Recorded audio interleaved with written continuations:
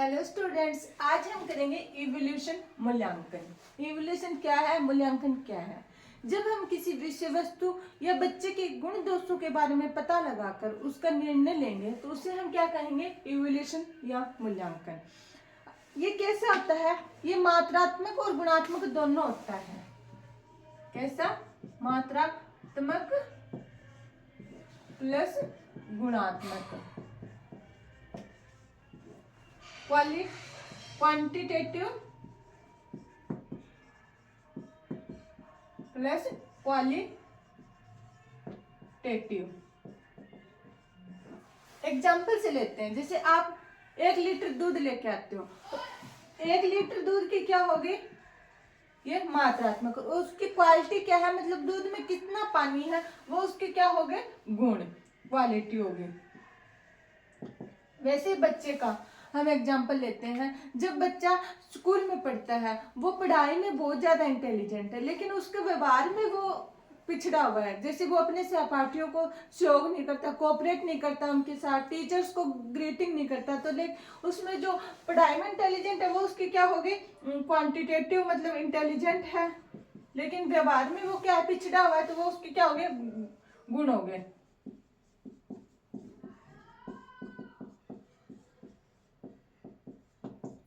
और ये मूल्यांकन, इवोल्यूशन या मूल्यांकन में दोनों चीज नापी जाती है। अब हम देखते हैं इवोल्यूशन की विशेषताएं कौन कौन सी है। विशेषताएं सबसे पहली कौन सी आएगी, वैलिडिटी।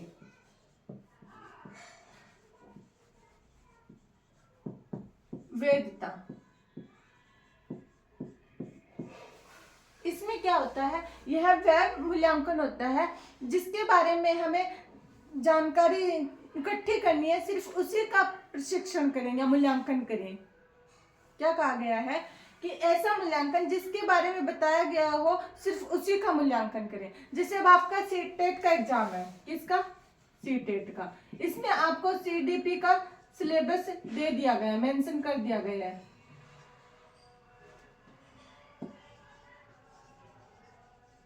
अब जो सीटेट का एग्जाम होगा, वो अगर इस सिलेबस से क्वेश्चन आएंगे तो वो क्या होगा, सीटेट का एग्जाम क्या है, वैलिड है। अगर आउट ऑफ सिलेबस क्वेश्चन आ जाते हैं, क्योंकि सीडीपी बहुत ज्यादा वाइड है, तो इसकी फिर क्या होगा, इस सीटेट के एग्जाम पे उसकी वैलिडिटी पे उंगली उठेगी। समझ में आ गया होगा। वैधता क्या है, जब जिसके बारे में पूछा जाना हो, सिर्फ उसी के बारे में टेस्ट हो या प्रशिक्षण हो, सिर्फ उसी के बारे में पूछा जाए, वो क्या कहलाएगी, उसकी वैधता या वैलिडिटी। दूसरी क्या है, रिलायबिलिटी या विश्वसनीयता। सेकंड है रिलायबिलिटी या विश्वसनीयता।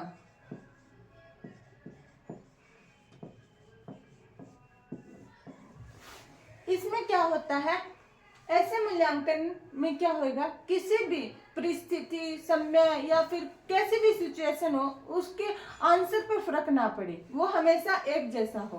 अब जैसे अपने इसमें एग्जांपल लेते हैं, भारत की राजधानी कौन सी है, दिल्ली। तो यही एमपी के स्टूडेंट को पढ़ाया जाता है कि भारत की राजधानी दिल्ली है, भोपाल नहीं है। यही राजस्थान के स्टूडेंट को पढ़ाया जाए कि भारत की राजधानी दिल्ली है, जयपुर नहीं है। और यही हरियाणा पंजाब के स्टूडेंट को पढ़ाया जाएगा कि भारत की राजधानी दिल्ली है। इसमें क्या होता है, आंसर स्टैटिक, स्थिर होता है, वो कभी चेंज नहीं होता, हर परिस्थिति में सेम रहता है। मेरे ख्याल से आपको समझ आ गया होगा। ना आए तो वीडियो को 2-3 बारी देख लेना, डबल की स्पीड करके, 2 गुनी स्पीड पे देखना, आपका टाइम भी बचेगा और साथ में आपके कंसेप्ट भी ज्यादा क्लियर होंगे। तीसरी है व्यवहारिकता, प्रैक्टिकलिटी।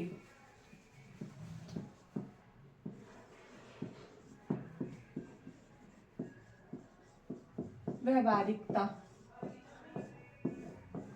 इसमें क्या होता है, इसमें वह मूल्यांकन जो समय और लागत की दृष्टि से व्यवहारिक और कुशल हो। क्या, समय और लागत की दृष्टि से व्यवहारिक और कुशल हो। जैसे कि आप सीटेट का एग्जाम देने गए और एग्जाम सेंटर में आपको सही समय दिया जाए और बैठने के लिए कंफर्टेबल सीट दी जाए। अगर आपको 2.5 घंटे से कम समय दिया जाएगा तो वो क्या है, उसकी प्रैक्टिकलिटी पे उंगली उठाता है। अगर आप जिस एग्जाम सेंटर में बैठे हो, अगर वहां पर आपकी सीट कंफर्टेबल नहीं है तो आप उस दौरान इतना अच्छा नहीं कर पाओगे जितना आप कंफर्ट जोन में करते हो। तो मतलब समय और लागत की दृष्टि से क्या होना चाहिए, वो ये मूल्यांकन व्यवहारिक होना चाहिए। नेक्स्ट है अपना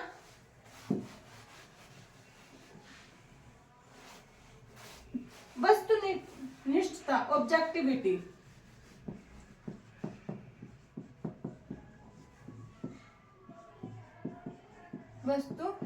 वस्तुनिष्ठता ऐसा मूल्यांकन जिस पर प्रशिक्षक का प्रभाव ना पड़े। किसका? प्रशिक्षक का प्रभाव ना पड़े। ये आपने स्कूल में देखा होगा, कॉलेज में भी देखा होगा।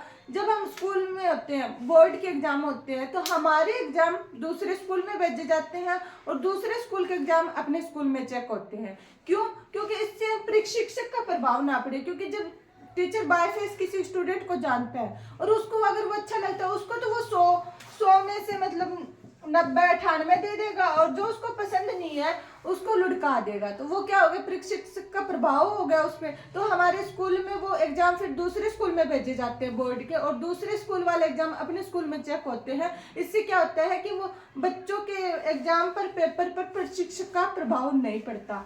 अगर ऐसा है तो वो क्या कहलाएगा, ऑब्जेक्टिविटी या वस्तुनिष्ठता। नेक्स्ट है अपना व्यापकता।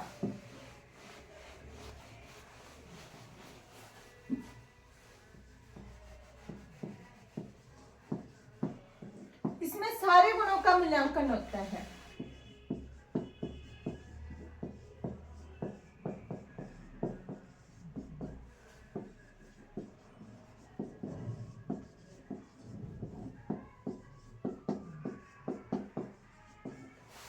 मेरे ख्याल से आपको इनके सबके बारे में पता चल गया होगा। वैलिडिटी क्या है, प्रैक्टिकलिटी क्या है, वस्तुनिष्ठता क्या है और व्यापकता क्या है। अब हम देखते हैं एक टर्म और, CCE। कौन सी? CCE क्या मतलब होगा इसका? कॉन्टिन्यूअस कंप्रेहेंसिव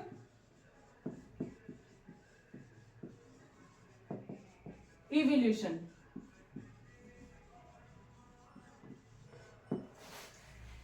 इसमें क्या कहा गया, अपनी राष्ट्रीय शिक्षा नीति, राष्ट्रीय शिक्षा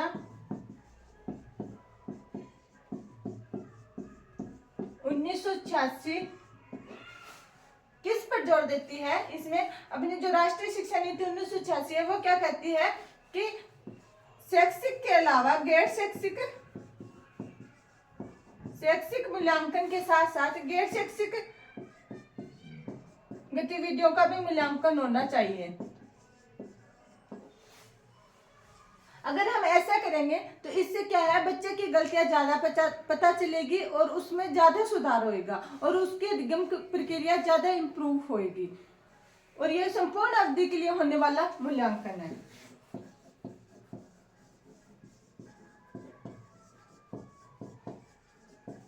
अवधि के संपूर्ण अवधि के लिए होता है।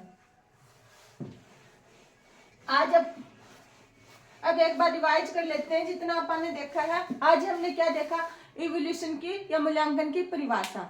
आप सभी को पता है, किसी भी विषय वस्तु या व्यक्ति के बारे में जानकारी को इकट्ठा करके उसका विवेचन करके उसके बारे में निर्णय लेना क्या कहलाएगा, मूल्यांकन। ये गुणात्मक और मात्रात्मक दोनों होता है, मतलब उसके ऐसे गुण दोषों का, व्यवहार का, सबका पता लगाएगा। फिर इसके बारे में हमने इसकी विशेषताएं देखी। पहले क्या देखी, वैलिडिटी। उसमें क्या होता है, जब जो चीज की हमें जिस चीज का प्रशिक्षण करना होता है केवल उसी का किया जाए, जिसकी जानकारी दी जाती है केवल उसी का प्रशिक्षण किया जाए, वो क्या कहलाएगा, वैलिड मूल्यांकन। उसकी वैधता होगी। अगर वो आउट ऑफ सिलेबस कोई चीज आ जाए तो वो क्या कहलाती है, उस पेपर की वैलिडिटी पर उंगली उठाती है। दूसरे क्या, प्रैक्टिकलिटी या व्यवहारिकता। उसमें क्या होता है, जब हम मतलब हमें सही समय और लागत के अनुसार वो परीक्षा व्यवहारिक होनी चाहिए। जैसे आपका सीटेट का एग्जाम होएगा तो आपको सही समय दिया जाएगा, सही बैठने के लिए कंफर्टेबल सीट दी जाएगी, मतलब वो फिर एग्जाम की दृष्टि से क्या है, उसकी व्यवहारिकता है। तीसरी क्या है, ऑब्जेक्टिविटी, वस्तुनिष्ठता। इसमें क्या होता है, प्रशिक्षक का प्रभाव नहीं पड़ता मूल्यांकन पे, मतलब वो एक निष्क्रिय होकर मूल्यांकन करता है, उससे ये कोई मतलब नहीं होता ये किसका बेटा है, इसके किसका रिश्तेदार है, मतलब अपनी जो इसकी सच्चाई है उसी के बारे में बताएगा। और चौथा क्या है, व्यापकता। उसमें क्या होता है, सारे गुणों का मूल्यांकन होता है। फिर हमने किया CCE, कंटिन्यूअस कंप्रेहेंसिव इवैल्यूएशन। इसमें क्या होता है, शैक्षिक और गैर शैक्षिक दोनों का मूल्यांकन होता है, जिससे बच्चों की क्या होए, मतलब ज्यादा से ज्यादा सुधार किया जा सके। इसके साथ ही अपनी क्लास यहीं पर समाप्त होती है। शायद मैं इतना अच्छे से एक्सप्लेन नहीं कर पा रही होगी, फिर भी मैं अपनी तरफ से पूरा 100% देने की कोशिश करती हूँ। और मैं ये सोचती हूँ हर रोज 100 नहीं, 200, 300, 400 जितना हो सके मेरे से दिया जाए। तो प्लीज एक कमेंट करके और एक लाइक करके और एक सब्सक्राइब करके मेरा हौसला बढ़ाते रहिएगा। जय हिंद, जय भारत।